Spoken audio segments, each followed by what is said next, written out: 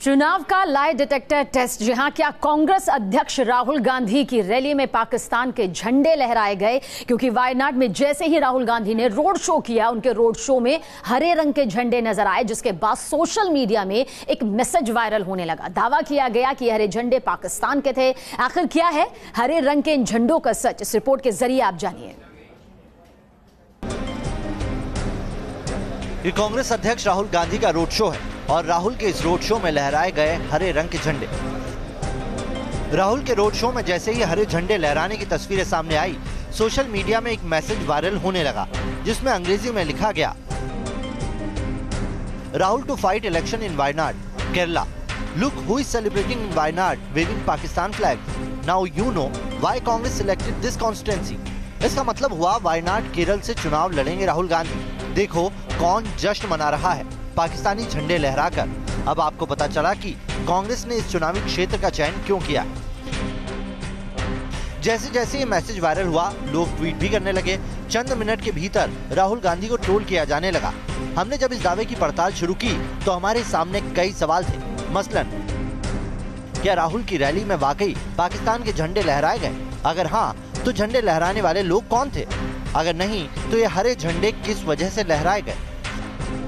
मामले की तह तक जाने के लिए हमने राहुल गांधी के रोड शो वाले वीडियो को बड़े ध्यान से देखा, तो इस रोड शो में हमें एक नहीं बल्कि जगह जगह हरे झंडे नजर आए। ये पहला झंडा, ये दूसरा झंडा और ये युवक भी हरा झंडा ही पकड़े हुए है। राहुल के रोड शो का वीडियो देखने से एक बात साफ हो गई कि इसमें जितने झंडे कांग्रेस के लहरा रहे थे, उतने ही झंडे हरे रंग के भी थे।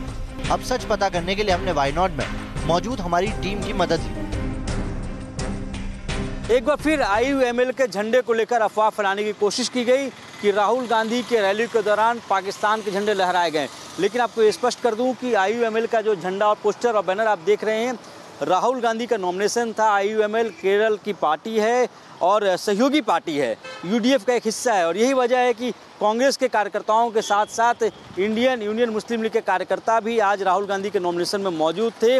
और उनका ये पार्टी का झंडा है। इस झंडे का पाकिस्तान के झंडे से कोई लेना देना नहीं है। इस बात को पहले भी कांग्रेस की तरफ से ये स्पष्ट किया जा चुका है। हमारे संवाददाता की पड़ताल से साफ हो गया कि वायनाड में राहुल गांधी के रोड शो में जो हरे झंडे लहराए गए, वो पाकिस्तान के झंडे नहीं थे। तो फिर इन्हें पाकिस्तान का झंडा बताने के पीछे क्या वजह थी? तो चलिए दिखाते हैं हरे रंग के इन झंडों का पूरा सच क्या है। दरअसल पाकिस्तान और इंडियन यूनियन मुस्लिम लीग यानी कि IUML का झंडा दोनों हरे रंग के होते हैं, लेकिन पाकिस्तान के झंडे में चांद सितारा झंडे के बीचों बीच बना है, जबकि IUML के झंडे में चांद सितारा बाएं कोने में बना है। इसके अलावा दोनों झंडों के बीच एक खास फर्क है और वो है पाकिस्तान के झंडे में बाईं तरफ सफेद जगह छोड़ी गई है, वहीं IUML का झंडा पूरी तरह से हरा है। तो चुनाव के लाई डिटेक्टर टेस्ट में ये बात साबित हो गई कि राहुल गांधी के रोड शो में जिन हरे झंडों को पाकिस्तान का झंडा बताने का दावा किया जा रहा है, वो गलत है। वो झंडा पाकिस्तान का नहीं बल्कि केरल में कांग्रेस की सहयोगी IUML का है। Team news nation. तो चलिए, हरे रंगे के झंडे का सच तो सामने आ गया, लेकिन चुनाव के लाई डिटेक्टर टेस्ट में अब जांच एक ऐसे दावे की जो किसी भी नौकरी पेशा की चिंता बढ़ा सकती है। जी हां, क्योंकि राहुल गांधी के करीबी सैम पित्रोदा के हवाले से एक ऐसी खबर वायरल हो रही है जिसमें दावा किया जा रहा है कि अगर कांग्रेस की सरकार ने न्याय स्कीम लागू की तो नौकरी पेशा लोगों को ज्यादा टैक्स चुकाने के लिए तैयार रहना होगा। इसके पीछे की सच्चाई क्या है, जानिए इस रिपोर्ट के जरिए।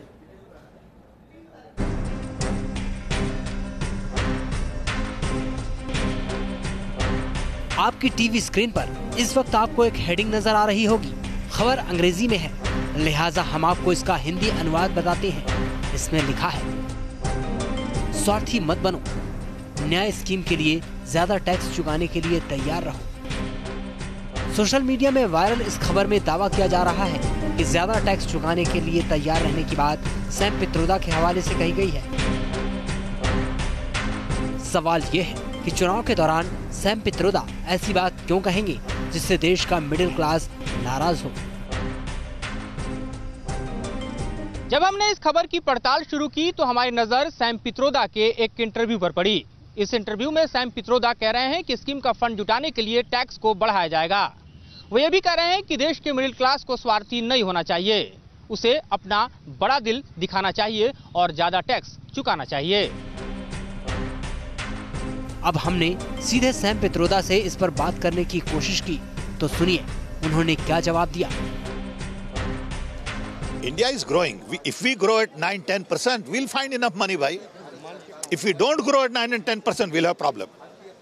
We expect to grow. Okay, the plan is based on growth. Plan is not based on stagnation. Samjhe? So it cannot be done without growth. Sam Pitroda ने साफ साफ तो कुछ नहीं कहा, लेकिन उनके बयान ने साफ संकेत दे दिए हैं कि न्याय स्कीम लागू करना कितनी बड़ी चुनौती है। लिहाजा अपनी पड़ताल के दौरान अब हमने न्याय स्कीम के बारे में जानने की कोशिश की। दावा है कि इस स्कीम का सीधा फायदा देश की 20% गरीब आबादी को होगा, जिसके तहत गरीब परिवारों को 72,000 रुपए सालाना की मदद दी जाएगी। माना जा रहा है कि इस पर करीब 3.6 लाख करोड़ रुपए का खर्च आएगा, जो केंद्र सरकार के कुल बजट का 13% है, जो भारत के रक्षा बजट से भी ज्यादा है। बावजूद इसके कांग्रेस की स्कीम को उनके मास्टर स्ट्रोक की तरह देखा जा रहा है। गरीबी पर वार 72,000 और ये कांग्रेस पार्टी की पहली गारंटी है कि हिंदुस्तान के 20% सबसे गरीब परिवारों को हर महीने उनके बैंक अकाउंट में कांग्रेस पार्टी की सरकार डायरेक्ट पैसा डालेगी। एक साल में 72,000, 5 साल में 3,60,000। इससे 2 काम होंगे। पहला काम, गरीबों के जेब में पैसा जाएगा, किसानों के जेब में डायरेक्ट पैसा जाएगा। पहली बात। कांग्रेस की दलील अपनी जगह है, लेकिन इस बात में कोई शक नहीं कि न्याय स्कीम लागू करने के लिए एक बड़े बजट की जरूरत होगी। तो क्या इसका बोझ देश के मिडिल क्लास नौकरी पेशा पर ही पड़ने वाला है? इस विद्वान व्यक्ति ने ये मैनिफेस्टो बनाया, उन्होंने कहा कि देखिए, इसका साधन आएगा जब अर्थव्यवस्था बढ़ेगी तो साधन भी बढ़ेंगे, उसी से ये फाइनेंस हो जाएगी। जब एक मुर्गी खरीदेंगे वो अंडा देगी, उससे 1000 मुर्गी बनेगी, तो करोड़पति मैं तभी बनूंगा। जो लोग इसके समर्थक हैं, उनके एक अर्थशास्त्री को मैं सुन रहा था टेलीविजन पे, उन्होंने कहा कि एक ही तरीका है कि इस पे टैक्स बढ़ा दो। तो ईमानदारी से कहो आपकी नीति ये है। हमने तो घटाए हैं 5 सालों में, पहली बार इतिहास में घटे हैं हर तरह के टैक्स। आप बढ़ा दो, अगर ये आपकी नीति है, ईमानदारी से कहिए। हमारी पड़ताल में केंद्रीय वित्त मंत्री अरुण जेटली ने जो कहा, उससे भी साफ हो गया कि न्याय स्कीम तभी लागू हो सकती है जब टैक्स बढ़ाया जाए। साफ है कि अगर टैक्स बढ़ा तो महंगाई भी बढ़ेगी। हमने नीति आयोग के पूर्व उपाध्यक्ष और अर्थशास्त्री अरविंद पनगड़िया से बात की। टोटल जो हमारा बजट है 19-20 का, 2019-20 का, उसका करीब 13% ये खर्चा बनता है। तो हमारा इतना फिस्कल टाइट सिचुएशन टाइट रहती है हमेशा, उसमें इतना सारा बजट का 13% जो है खर्चा कहीं से निकाल पाना, ये तो ऑलमोस्ट असंभव बात है। तो हमारी अब तक की तहकीकात से एक बात साफ हो गई कि इस तरह की बड़ी स्कीम तब तक लागू नहीं हो सकती जब तक कि सरकार लोगों पर टैक्स का बोझ न बढ़ाए। इसे इस तरह समझिए, अगर सरकार 1 रुपया कमाती है तो उसमें 21 पैसे निगम का टैक्स होता है, 17 पैसे इनकम टैक्स के जरिए सरकार तक पहुंचते हैं, 4 पैसे सरकार सीमा शुल्क से इकट्ठा करती है, 21 पैसे गुड्स एंड सर्विसेज टैक्स से आता है, 8 पैसे नॉन टैक्स रेवेन्यू से होता है, 3 पैसे नॉन डेप्थ कैपिटल के जरिए सरकार हासिल करती है, जबकि 19 पैसे की भरपाई सरकार किसी से लेकर जुटाती है। ये कर्ज का भी हो सकता है। इतना ही नहीं, सरकार 7 पैसे केंद्रीय उत्पाद शुल्क के नाम पर भी कमाती है। तो साफ है कि 1 रुपए में सरकार को सबसे ज्यादा कमाई टैक्स से हुई है। अब अगर कांग्रेस सरकार आने पर 3.6 लाख करोड़ रुपए की न्याय स्कीम को लागू करती है तो यकीनन टैक्स बढ़ाने के सिवा दूसरा कोई रास्ता नहीं। तो हमारी पड़ताल में ये पाया गया कि वायरल हो रही खबर में ज्यादा टैक्स चुकाने के लिए तैयार रहने की जो बात की जा रही है वो सही है। Team news nation. तो बढ़ते हुए टैक्स की सच्चाई जानने के बाद अब चुनाव के लाई डिटेक्टर टेस्ट में पड़ताल एक ऐसे नंबर की जिसके बारे में दावा किया जा रहा है कि व्हाट्सएप का ये नंबर फर्जी मैसेजेस पकड़ सकता है। लेकिन क्या ऐसा मुमकिन है? ये मुमकिन है या नहीं, और इस नंबर का आखिर सच क्या है, इस रिपोर्ट के जरिए आप समझ पाएंगे। व्हाट्सएप पर फर्जी मैसेज पकड़ने वाले नंबर का सच। गौर से देखिए इस नंबर को। दावा किया जा रहा है कि इस नंबर से होगी फेक न्यूज की पहचान। चुनावी अफवाहों से बचाएगा ये खास नंबर, और ये नंबर फर्जी मैसेज पर लगाएगा रोक। दावा किया जा रहा है कि फेक न्यूज की बढ़ती घटनाओं को ध्यान में रखते हुए व्हाट्सएप ने इस नंबर को जारी किया है। लेकिन सवाल है कि व्हाट्सएप पर यह नंबर कैसे दिलाएगा फेक न्यूज से छुटकारा।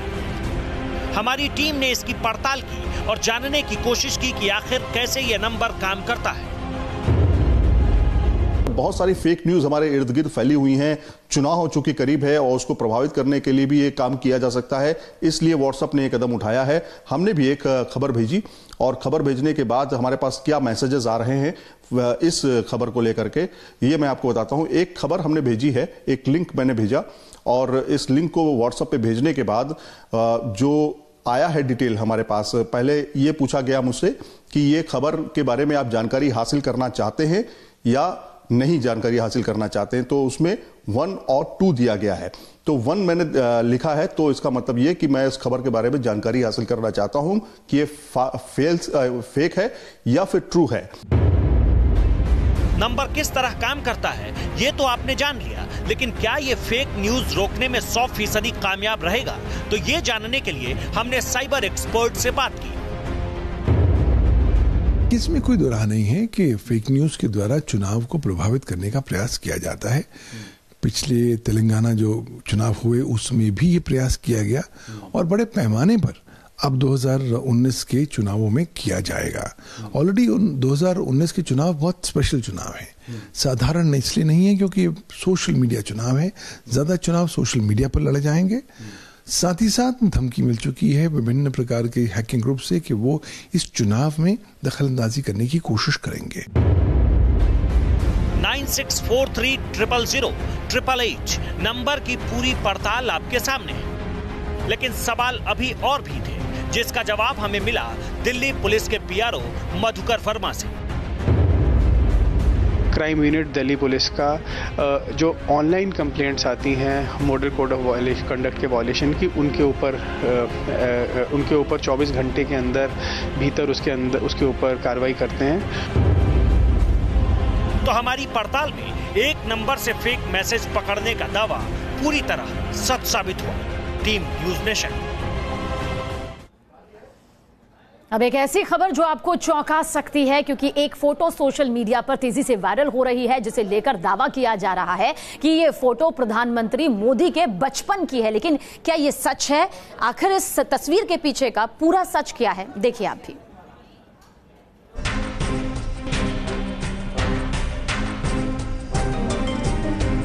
सोशल मीडिया में वायरल इन तस्वीरों को बड़े गौर से देखिए, क्योंकि इस तस्वीर को लेकर बहुत बड़ा दावा किया जा रहा है। यूं तो ये तस्वीर पिछले 15 दिन से व्हाट्सएप पर शेयर की जा रही थी, लेकिन 2 दिन से ये तस्वीर फेसबुक पर भी नजर आ रही है। ये पूरी तस्वीर आप देख चुके हैं, तो बात उस दावे की जो इस तस्वीर के साथ किए जा रहे हैं, जिनमें लिखा है यही है वो बच्चा जिसने 132 करोड़ लोगों को हिलाकर रख दिया, नरेंद्र मोदी अपनी मां हीराबेन के साथ। तो ये तस्वीर और इसके साथ दिया गया मैसेज दोनों आपके सामने आ चुका है। अब सवाल उठता है कि आखिर क्या है इस तस्वीर की हकीकत? क्या तस्वीर में नजर आ रहा बच्चा नरेंद्र मोदी ही है, या फोटोशॉप की मदद से इस तस्वीर से छेड़छाड़ की गई? तो सबसे पहले हमने इन तस्वीर की इंटरनेट पर पड़ताल की, क्योंकि अगर प्रधानमंत्री नरेंद्र मोदी की बचपन की ऐसी तस्वीर होती तो कहीं ना कहीं वो इंटरनेट पर मौजूद होती। लेकिन काफी सर्च करने के बाद भी हमें नरेंद्र मोदी के नाम से ऐसी कोई तस्वीर नहीं मिली।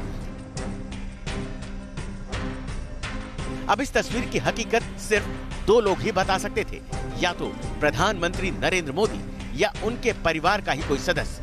लिहाजा अहमदाबाद में मौजूद हमारी टीम ने प्रधानमंत्री नरेंद्र मोदी के परिवार से बात करने की कोशिश की। पीएम की वायरल हो रही इस तस्वीर की हमने छानबीन शुरू की तो पता चला कि ये तस्वीर उनकी नहीं है। उनके परिवार में से भी हमने लोगों को ये तस्वीर दिखाई, तब भी उन्होंने कहा कि तस्वीर में जो दिखाई दे रहा है ना तो वो उनका भाई है और ना तो वो उनकी माँ हीराबा है। तो हमारी अब तक की पड़ताल में ये साफ हो गया कि वायरल हो रही तस्वीर प्रधानमंत्री नरेंद्र मोदी के बचपन की तस्वीर नहीं है। अब हमारी पड़ताल इस बात पर केंद्रित हो गई कि अगर वायरल तस्वीर पीएम मोदी की नहीं है तो फिर किसकी है। लिहाजा हमने एक बार इंटरनेट की परतें खंगाली। इसी दौरान हमारे हाथ ये तस्वीर लगी। इस तस्वीर में महिला और इस बच्चे समेत कुल 5 लोग थे। तस्वीर के ऊपर लिखा गया था अब्दुल कलाम। हमने इस तस्वीर का मिलान पूर्व राष्ट्रपति अब्दुल कलाम के प्रोफाइल में मौजूद दूसरी पिक्चर से किया, जिसके बाद दूध का दूध और पानी का पानी हो गया। हमारी पड़ताल में पता चला कि जिस तस्वीर को प्रधानमंत्री नरेंद्र मोदी के बचपन की तस्वीर बताकर वायरल किया जा रहा है, वो तस्वीर और दावा दोनों गलत है। हकीकत ये है कि वायरल हो रही तस्वीर पूर्व राष्ट्रपति अब्दुल कलाम की है। Team news nation. तो आप देख रहे हैं चुनाव का लाई डिटेक्टर टेस्ट और अब बात करेंगे नोटों के गोदाम की। जी हां, सही सुना आपने। चुनावी मौसम में अगर करोड़ों रुपए बरामद हो तो माना जाता है कि इस काले धन का इस्तेमाल चुनाव में होने वाला होगा, यही माना जाता है। और अब मामला तब ज्यादा संगीन हो जाता है जब नोटों से भरे पूरे गोदाम का वीडियो वायरल होने लगे। किस तरह का ये वीडियो है, देखिए और इसकी पूरी पड़ताल।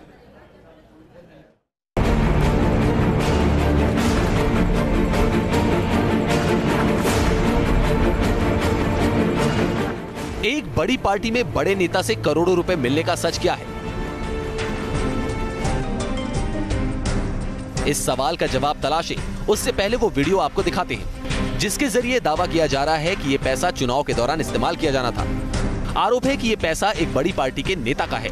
इस वायरल वीडियो के साथ एक मैसेज भी शेयर किया जा रहा है जिसमें कहा जा रहा है कि जैसे ही छापा पड़ा, रुपयों को जलाने का प्रयास किया गया। रुपयों का गोदाम देखो और शेयर करो जिससे भ्रष्टाचारियों का असली चेहरा सामने आ सके। चुनावी सरगर्मियों के साथ साथ election commission, ED, income tax और पुलिस की दबिश भी तेज हो गई है। ऐसे में करोड़ों की करेंसी का ये वीडियो राजनीति का पारा बढ़ाने के लिए काफी है। चुनावी मौसम में इस तरह का वीडियो वायरल होना वाकई चौंकाने वाली घटना है। चूंकि वायरल वीडियो में नोटों को जलाने की बात कही गई है, लिहाजा चुनाव के लाई डिटेक्टर टेस्ट में हमने सबसे पहले ये जानने की कोशिश की कि क्या वीडियो में नजर आ रही तस्वीरें ठीक वैसी ही हैं जैसे कि मैसेज में दावा किया जा रहा है। और इसका पता लगाने में हमें ज्यादा मेहनत नहीं करनी पड़ी, क्योंकि इस वीडियो में जो गोदाम जैसी जगह नजर आ रही है उसके एक कोने में जले हुए नोटों का अंबार लगा है। तो क्या ये मान लिया जाए कि वायरल वीडियो में जो दावा किया जा रहा है वो सही है? क्या ये पैसा एक बड़ी पार्टी के बड़े नेता का ही है? यकीनन सिर्फ एक वायरल वीडियो के भरोसे इतनी बड़ी बात नहीं की जा सकती। इस वीडियो और वीडियो के साथ शेयर किए जा रहे मैसेज की विश्वसनीयता की जांच के लिए कई सवालों का जवाब मिलना जरूरी था। ये वायरल वीडियो कहां का है? इस वीडियो में जो गड्डियां नजर आ रही हैं वो कितने कितने नोटों की है? और सवाल ये कि इतना पैसा एक जगह क्यों रखा गया होगा? तो हमने अपनी पड़ताल शुरू की और सबसे पहले सबसे आखिरी सवाल का जवाब तलाशा, क्योंकि चुनाव से पहले हर बार बड़े पैमाने पर नकदी बरामद होती है। दावा किया जाता है कि इसका इस्तेमाल रैलियों में भीड़ जुटाने के लिए, भीड़ को लाने ले जाने के लिए, रैलियों में आने वालों के खाने पीने के लिए, दूर से आए लोगों के रहने के इंतजाम के लिए, रैली के लिए भव्य पंडाल बनाने के लिए होता है। जो लोग चुनाव की तैयारियों को करीब से देखते और समझते आए हैं, उनका कहना है कि भीड़ बुलाने की जिम्मेदारी टिकट पाने वालों की होती है। और दावा तो यहाँ तक किया जाता है कि भीड़ बुलाने के लिए लोगों को पैसे भी दिए जाते हैं। ये सारे पैसे अनअकाउंटेड होते हैं, यानी इनका कोई हिसाब किताब नहीं होता। देश में हर एमएलए और एमपी जो चुनाव जीतकर पब्लिक के बीच से आता है, उसके ऊपर कहीं न कहीं काले धन का प्रभाव रहता है। वो इलेक्शन कमीशन के सामने गलत एफिडेविट देते हैं, वो काले धन का इस्तेमाल करते हैं। फिर आप उनसे कैसे अपेक्षा करेंगे कि वो कानून के शासन को लागू करेंगे? तो क्या वायरल वीडियो में नजर आ रहा पैसा भी चुनाव पर इसी तरह खर्च होना था? इस सवाल का जवाब हमें वायरल हो रहे इस वीडियो के अंदर ही मिल गया। दूर से देखने में वायरल वीडियो के अंदर नजर आ रहे नोट 2000 के लग रहे थे, लेकिन जब इन्हें करीब से देखा गया तो पता चला कि नोटों के ऊपर 200 रुपए लिखा हुआ था। तो इस एक सबूत से काफी हद तक इस वीडियो की पहेली सुलझ गई, क्योंकि भारत में जो 200 रुपए का नोट चलता है वो गुलाबी रंग का नहीं बल्कि पीले रंग का है। इतना ही नहीं, इस गोदाम में रखे गए दूसरे नोट भी भारतीय मुद्रा से मेल नहीं खाते।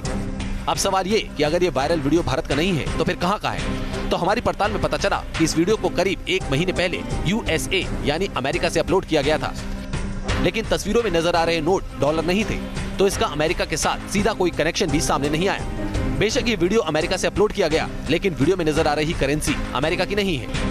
अब हमने इसकी पड़ताल पर विराम लगाने के लिए मनी एक्सचेंजर की मदद ली, जिन्होंने इस वीडियो की एक झलक देखते ही दूध का दूध और पानी का पानी कर दिया। मनी एक्सचेंजर धर्मेंद्र यादव ने हमें बताया कि इस गोदाम जैसी जगह पर नोटों के बंडल रुपए नहीं बल्कि यूरो हैं, जो यूरोपियन देशों की सामूहिक करेंसी है।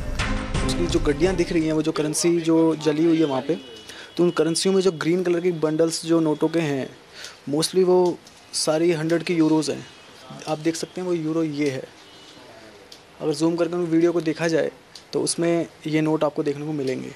बाकी और उसमें ये नोट पे आप देख लीजिए, उसमें बाकी बहुत सारे बंडल्स हैं, और जो बाकी बंडल हैं वो उसमें एक 50 और भी हैं। ये 50 यूरो, 5 यूरो, 10 यूरो, 20 यूरो, उसमें 500 यूरो तक का भी नोट है।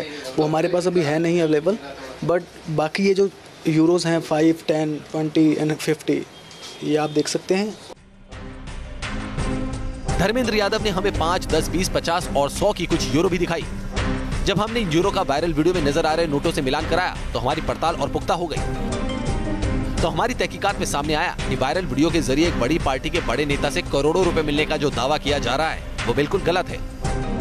Team news nation.